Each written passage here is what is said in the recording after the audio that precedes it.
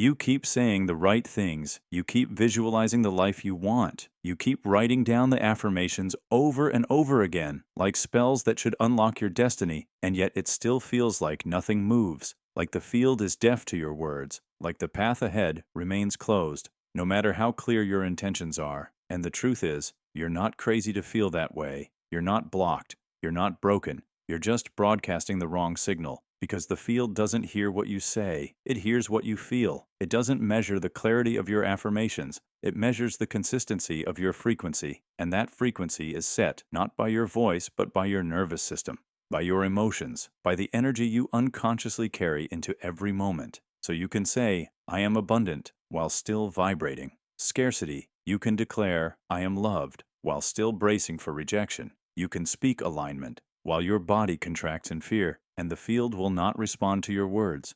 It will reflect your state, because the quantum doesn't care about your language. It cares about your signal. And your signal is emotional. It is somatic. It is subconscious. This is why people manifest struggle, even while praying for peace. Why they call in loss while begging for love. Why nothing seems to stick, even when they do all the right things, because it's not the conscious desire that manifests, it's the unconscious permission. It's not the story you speak, it's the safety you hold. And until your system feels safe with what you're asking for, the field will keep delivering what you already know, what you're already calibrated for, what your body has been trained to survive. This is the part that gets missed in every manifestation. Teaching, and this is where your power begins. Imagine you're holding a radio in your hand and you're tuning it to your favorite station. You know the one you want. You know the music you love. You turn the dial and you speak to the device clearly. You say the name of the song, the artist, the frequency. But no matter what you say, the signal stays fuzzy. The station doesn't play because the dial isn't tuned. No matter how many times you speak it, the device can't hear your voice. It only responds to the signal. Your body is that dial. Your emotions are that frequency. The field is not waiting for your commands, it's waiting for your coherence. Because in the quantum world, there is no sound, like we know it. There is only vibration, there is only charge, there is only resonance. And if your frequency is set to fear, even your most hopeful affirmations get lost in static. If your inner signal is still entangled with shame or scarcity or abandonment, then no matter what you ask for, your body is tuning the field to something else entirely, and you don't even know it. Because you're listening with language, while the universe is listening with feeling. It's like trying to send a satellite message through a broken compass. Your words may be beautiful, but the transmission is misaligned, and so the reflection you receive is distorted, not because you failed, but because you never calibrated your emotional core.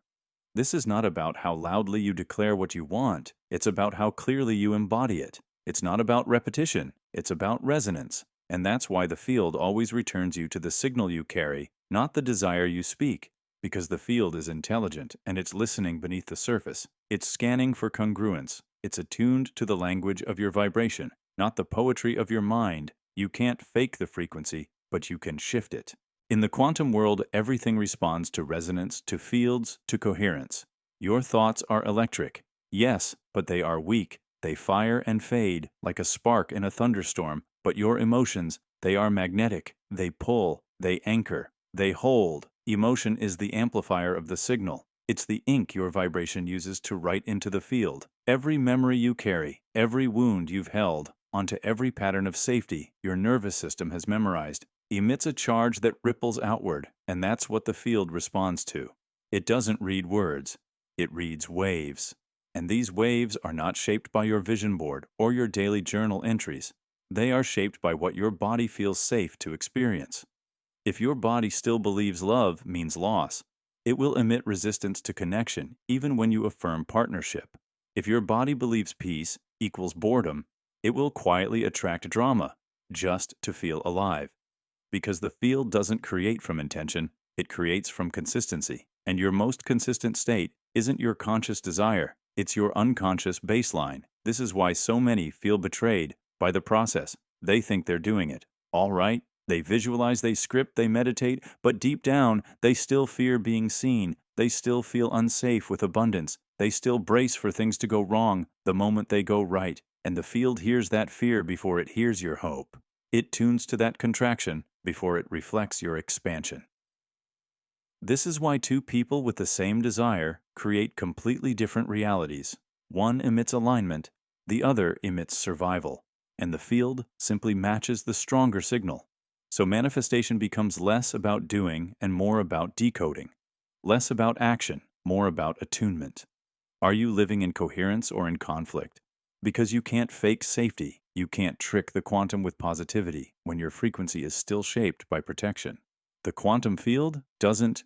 This is where so many get trapped, repeating the words, visualizing the outcomes, reciting the mantras, hoping that if they say it enough, the field will believe them. But the field isn't listening to repetition, it's listening to regulation. It hears what your nervous system truly allows, not what your mind insists.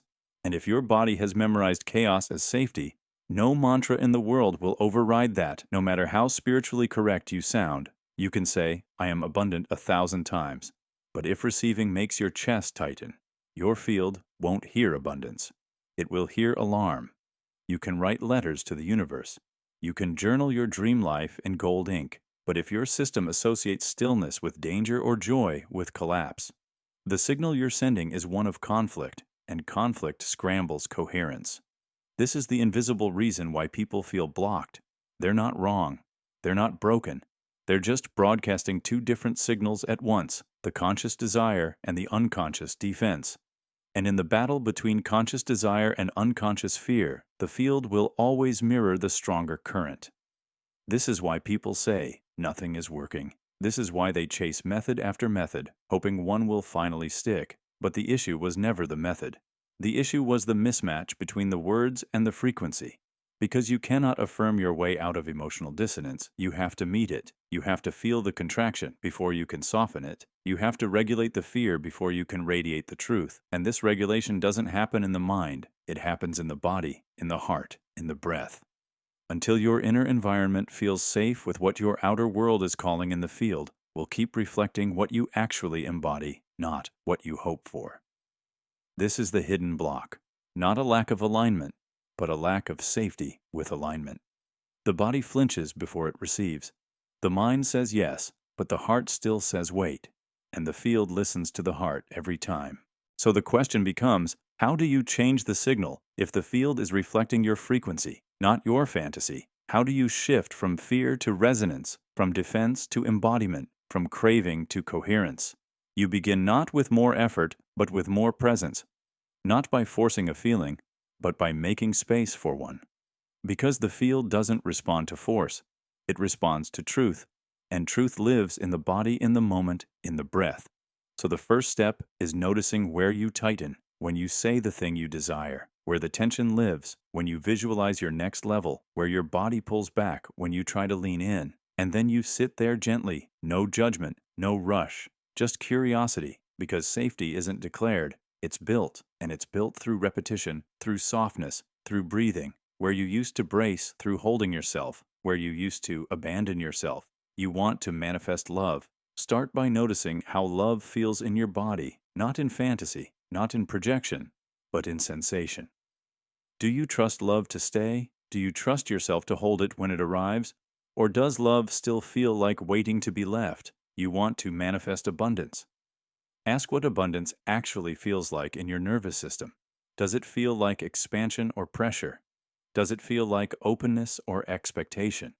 Because if abundance still feels like something you have to prove yourself worthy of, the field won't echo abundance. It will echo lack. So your real practice is not to think different. It's to feel safe with what you want before it arrives. And that begins with micro moments, sitting with joy without anticipating loss, feeling peace without preparing for the crash, receiving goodness without shrinking back. This is how coherence is born, not in affirmations, but in embodiment.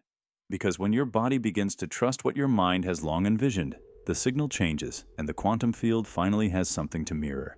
Not your desperation, not your longing, not your script, but your signal. And when your signal is safety, when your presence is true, the field responds without resistance, not because you chased it, but because you finally became it. So maybe it was never about saying the right thing. Maybe it was always about becoming the right signal. Maybe the universe was never listening to your voice, it was always listening to your vibration.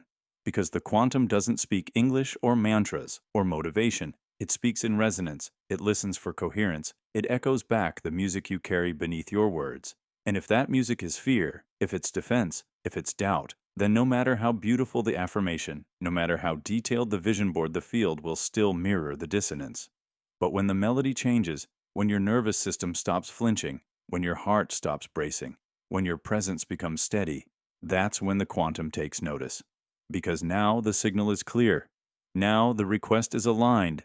Now the embodiment matches the ask. This is not about perfection. It's about permission. It's about letting yourself feel what you used to fear. It's about making space for the version of you who doesn't need to perform or force or prove.